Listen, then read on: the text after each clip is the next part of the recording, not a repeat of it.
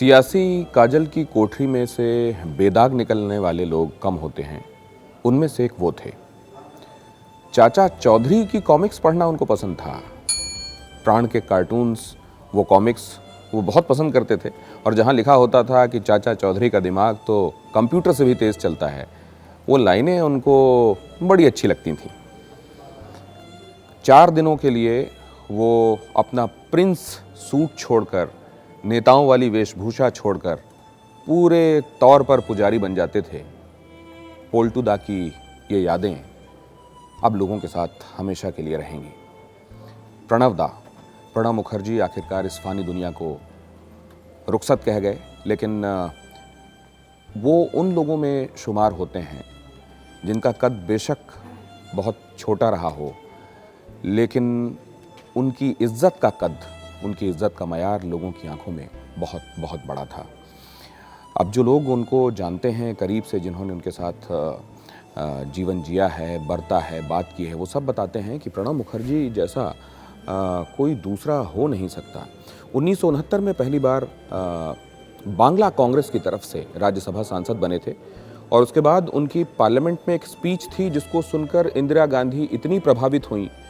वो बैंकों के राष्ट्रीयकरण को लेकर उन्होंने अपना भाषण दिया था, जिसके बाद उन्होंने फिर कभी पीछे मुड़कर नहीं देखा। और अपनी बड़ी सफलताओं में से, राष्ट्रपति बन जाने के बाद भी जब उनसे पूछा जाता था कि आप बड़ी सफलताएं किसको गिनते हैं, तो उसको अपनी पहली बड़ी सफलता बताते थे। इंदिरा गांधी के खास हो गए। राजीव गांधी के सामने उन्होंने वो वक्त भी देखा जब असल में उन्होंने कहीं पर अपनी ये दबी हुई महत्वाकांक्षा जाहिर की थी।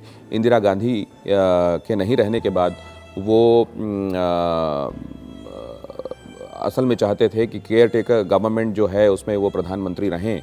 लेकिन ये बात जब राजीव गांधी को पता चली तो उनके सलाहकारों ने, कहा जाता है कि इस तरीके से उनको ब्रीफ किया कि मनमुटाव होता गया और यही वजह थी कि उनको फिर उन्होंने कांग्रेस छोड़ दी।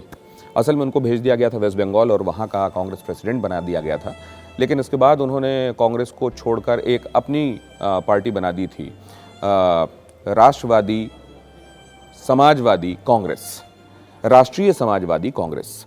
और उसके बाद उनको ये समझ में आया, क्योंकि उन्होंने जब अपने कैंडिडेट्स फील्ड किए वहाँ के असेंबली इलेक्शंस में, और जब उन्होंने ये देखा कि मेरा एक कैंडिडेट भी नहीं जीता है, तब उन्होंने ये समझा कि मुझसे बड़ी वो पार्टी थी जहाँ मैं सर्व कर रहा था।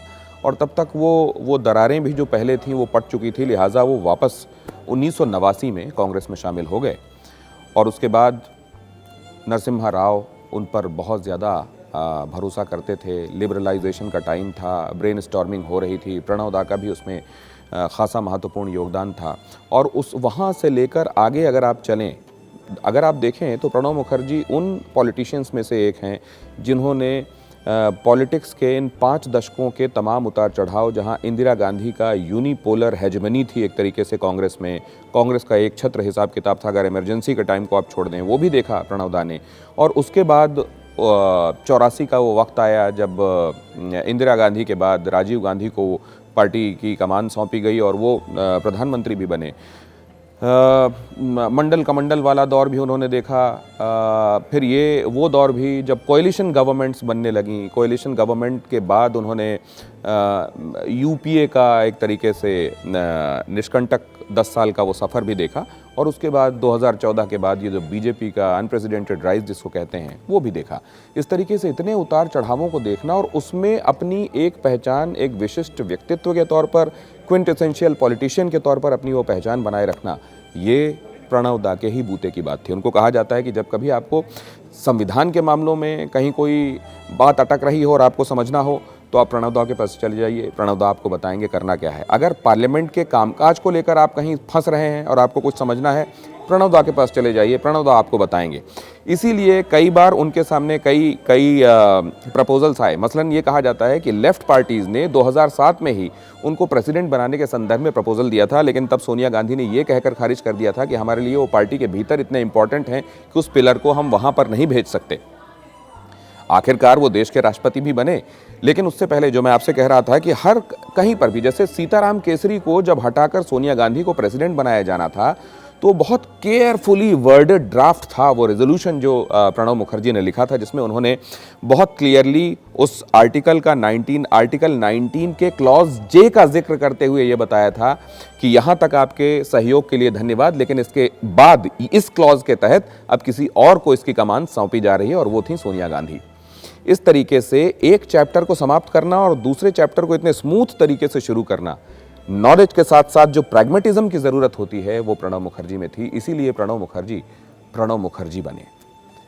और जाहिर है जब 10 अगस्त को ये सूचना आई कि उनको क्योंकि वो फिसल कर गिर गए, सिर पर भी चोट आई, ब्लड क्लॉटिंग हो गई, ऑपरेशन के लिए ले जाया जाना था उनको। ऑपरेशन के दौरान ही जब उनका कोविड टेस्ट हुआ तो ये पता चला कि वो पॉजिटिव हैं, फेफड़ों में संक्रमण पहुंचा और फिर वो कोमा में चले गए। उनको रिसरेक्ट करने की पूरी कोशिशें आखिरकार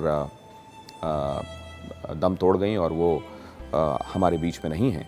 लेकिन अपने कंडक्ट की वजह से, अपने नॉलेज की वजह से, बेशक वो मास लीडर नहीं रहे हों, मतलब कहीं बहुत बड़े जन समुदाय के समर्थन के बाद चुनकर वो नहीं आए हों, लेकिन जो काबिलियत उनमें थी, जो जिस तरीके से कहते हैं एस्ट्यूट होना, वो जो था उनके अंदर, उनके गुणों की वजह से, काबिलियत की वजह से, मेहनत की वजह से। मसलन मैं आपको बताऊं, न्यूक्लियर डील जब हो रही थी, बेशक उसका क्रेडिट अब मनमोहन सिंह साहब को जाता है, लेकिन न्यूक डील होने देने में लेफ्ट पार्टीज अड़ंगा नहीं लाएं, इसके लिए जितनी मेहनत, ब्रेन स्टॉर्मिंग, रात भर जाग कर मेहनत जो प्रणब दा ने की थी, वो अब लोगों के लिए जाहिर है हमेशा के लिए वो जहन में चस्पा है, और उसकी मिसालें आने वाले न जाने कितने दिनों तक दी जाती रहेंगी।